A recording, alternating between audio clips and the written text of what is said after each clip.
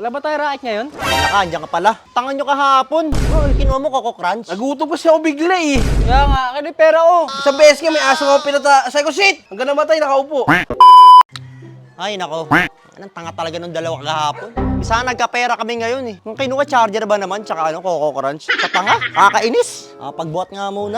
Sana paldo kami ngayon. Ngayon, hindi na kami pwede bumalik dun. Kasi alam na napasok yung bahay. Parang mga chupols eh. Uy, Patricio. Oh, Wala ba tayo racket ngayon? andiyan ka pala. Tangan nyo kahapon. Bakit? Imbis sana nagkapera tayo ngayon. Wala na nga. Ngayon, alam na pinasok na yung bahay. Wala na. Dinoble na yung lock ngayon. Ang galing nyo ni Popsi, no? Ikaw, anong nangyari sa charger na kinuha mo? Okay nga yun, ang bilis eh. Siguro 15 minutes pa lang full charge na eh. Wala pa naman akong pera ngayon. Wala ba tayong diskarte dyan? Meron, kaso hindi pa sure. Tinitimbrehan ko pa eh. Pag ano na, sigurado na, babalitaan ko na lang kayo. Si Papsi kasi hindi pa nang babayad eh. Mag-jeep ka nga muna. Parang lumakas-lakas ka naman. Payat-payat mo eh. Ito lang pampalaki ng baisip oh. Mga tol! Ay nako. Ito pa yung isang Bakit? tango. Kahapon sana pumaldo tayo, kaso kinuha mo Coco Crunch. Nagutom kasi ako bigla eh. Ito mas makulit oh. Ano mo yung cellphone? Sana wala nang atraso sa'yo. Sayang mo kahapon oh. Kaya nga, kaya pera oh. Naalala mo pa? Pinaalala mo sa akin eh. Eh kung naayos natin yung diskarte natin kahapon, sana kung nakuha mo yung cellphone, sana okay na ako sa'yo. Absuelto na ako. Gaganyan-ganyan ka eh, Coco-Crunch nga kinuha mo. Eh si Boss Paldo baka may alam pang ibang racket. Titimbrehan pa lang daw siya eh. Hindi naman pala eh. Para maabsuelto na ako sa'yo, nahihiya na rin ako sa'yo eh. Ikaw pa nahiya. Tibay-tibay na mukha mo eh. Pero sa susunod na racket na papatira sa atin ni Boss Paldo, talagang isusurbol na natin para hindi tayo nakakahiya sa kanya. Bibigyan tayo ng diskarte, tas anga-anga tayo. Kaya nga eh. Ay, nga pala.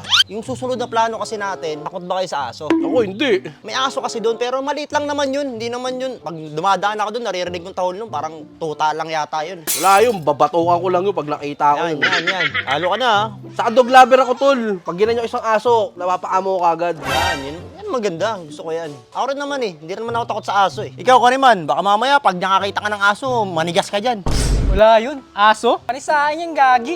Kapit bahay namin siya eh, Cesar Milan. Yung papaamo ng aso. Pinapanood ko siya paano siya paamo ng aso. Pala eh. Siguraduhin mo lang. Ayos pala to eh. Malupit yun si Cesar. Nalulong lang eh. Panis yung mga aso na yun sa akin. Pag ako nakikita ng aso, sila yung tumatakbo. Ayos ah. Sila pa nagtatago sa akin. Pa nakikita nila ako. Tapang ah. Oo. May wala sa akin yung aso na yan.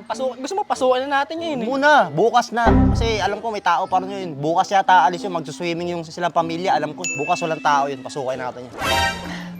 Sa pagdating sa aso tol, pagpasok natin sa bahay tol, yung aso na yun, titiklop sa akin yung pre. Isang beses nga may aso ako pinata sa ko, shit! Yung kapitbahay namin, hanggang namatay, nakaupo. Oh?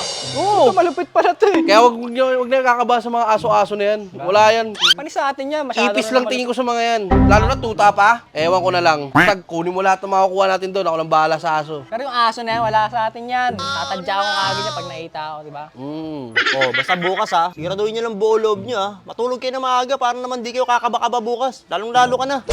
Basta ako, Boss Paldo, mo lang intindihin. Yaking-yaka ko na to. Sige, siguraduhin nyo lang. Basta ganitong oras tayo magkikita uli rito ha. Oo, gantong oras ulit. Dito muna ako. May nakita ko dun. Bagong luto lang karyoka eh. Daalan ko lang ha. Kariman, laro tayo.